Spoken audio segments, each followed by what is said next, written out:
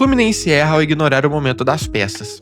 É esse o título da matéria do GE, que simplesmente define perfeitamente o sentimento de todo torcedor do Fluminense. E principalmente o meu sentimento, e eu assino embaixo. Porque é exatamente isso que a gente tá vendo jogo após jogo, até nas vitórias.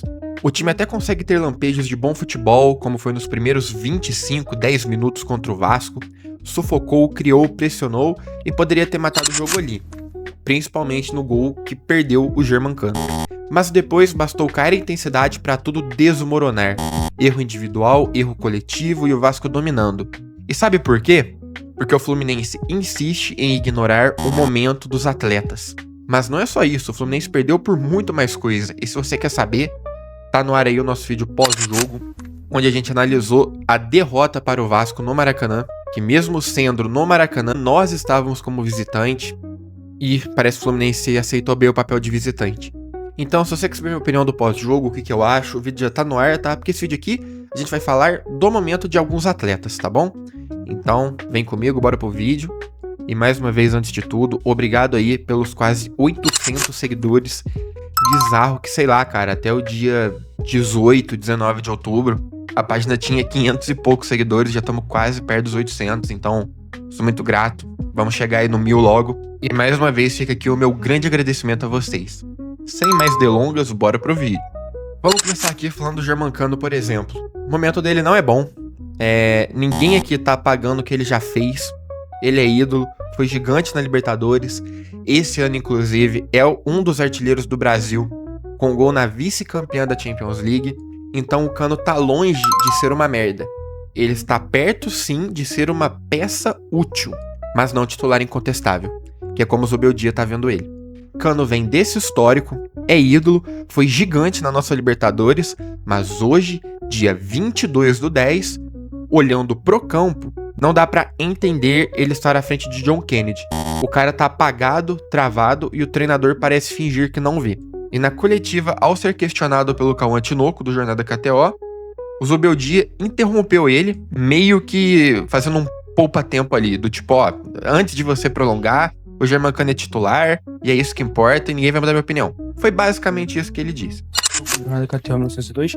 Zubeldia, são atuações recentes que, pelo que a gente vê, né, de comentários, de torcedores até na rua, a torcida vem tendo uma dificuldade de entender o porquê ainda da escolha do Germancano como titular. Eu sei que você chegou a responder um pouco sobre isso na última coletiva, mas eu queria entender... Mira, eso acontece de que Germán es goleador.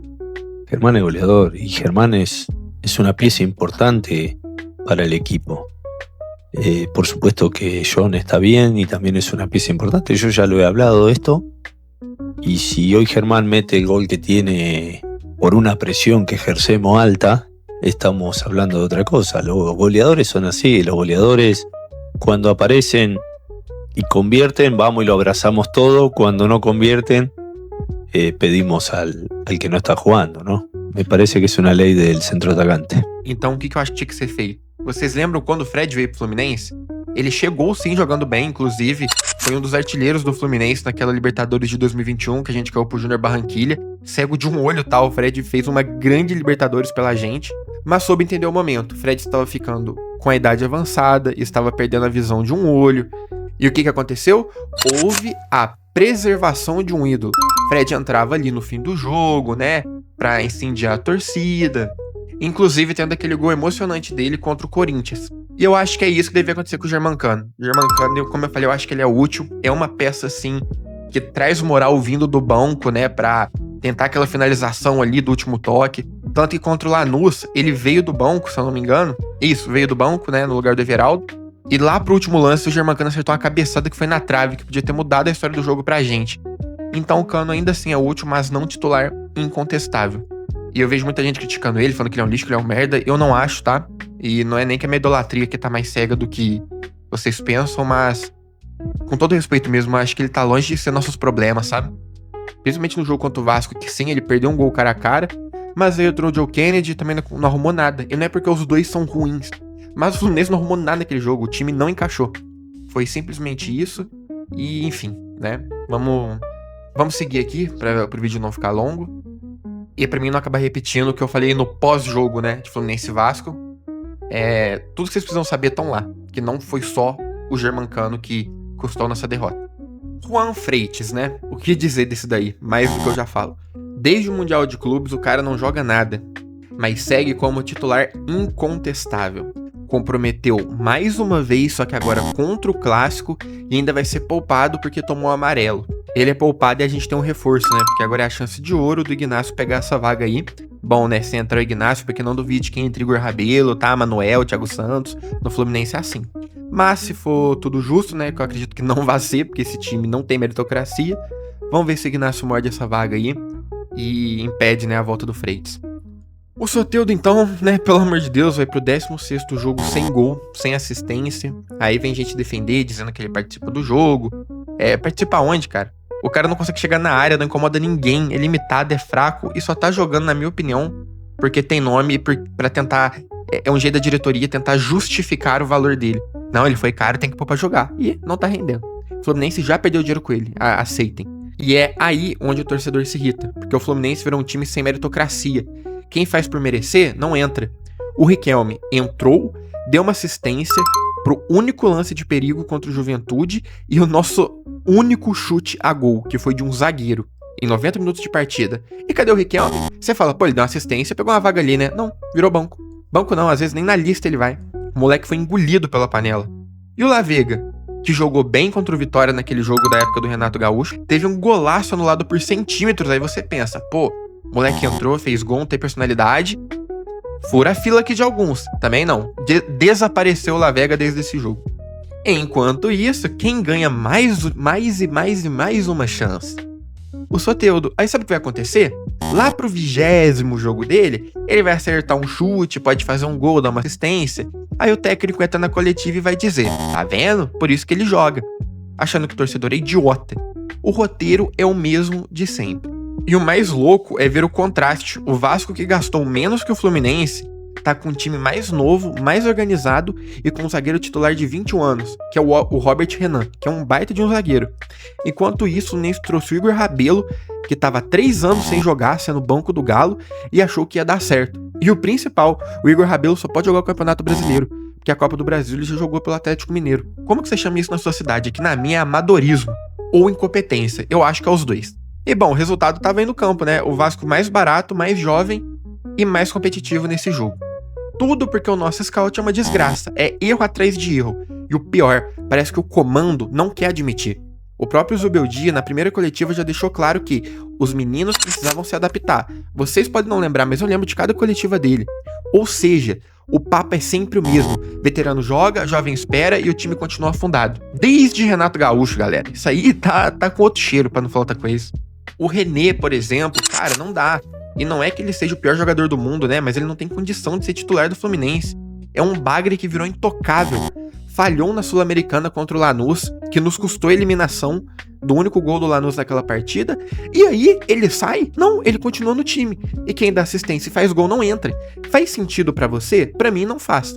E o Freitas, tá? Só vai virar banco nesse próximo jogo porque ele toma amarelo. Porque senão ele ia falhar e ia estar aí como titularzinho, né? O time dos gringos. Então assim, cara, o Fluminense precisa de mudança e não é só de nome. É de postura, tem que rever quem tá sendo relacionado, que é o principal. Otávio, Everaldo, Soteldo, já deu. Eu sei que tem alguns aí que já não estão entrando, mas, cara, estão ocupando vaga na lista de relacionados de pessoas, do Júlio Fidelis também, cara, que é um baita de um lateral. Pra ser banco pro Guga, meu irmão. Caraca, o Júlio Fidelis é o terceiro titular pro Guga. Que um presente pra você, tá? Teve seu contrato renovado por 4 anos. Então, assim, esses caras, Otávio, como eu falei, Everaldo, Soteldo. Eu ia citar o Manuel e Thiago Santos, né? Mas eles já não estão sendo relacionados, o que é bom. Mas fico preocupado, sim, desse próximo jogo aí eles entrarem, né? Mas essa barca aí já deu. Fala pros empresários deles arrumarem clube. Porque aqui não rende. O Fluminense pagou caro nesses caras. 30 milhões e pouco de jogador que não entrega nada. E o pior, o Fluminense é um time tão ridículo que esses caras, quando saem do Fluminense, você acha que vai pra time da Série A? Vai tudo pra time da Série B, Série C, né? Porque assim, o Fluminense não serve pros grandes da Série A, aí o Fluminense pega os encostados desses clubes e depois vende pra time inferior. É isso que resume a atual gestão. O Everaldo era reserva do Bahia. E hoje usa 9 que já foi do Fred. Isso é o simbolismo da bagunça que o clube virou, cara. É inadmissível.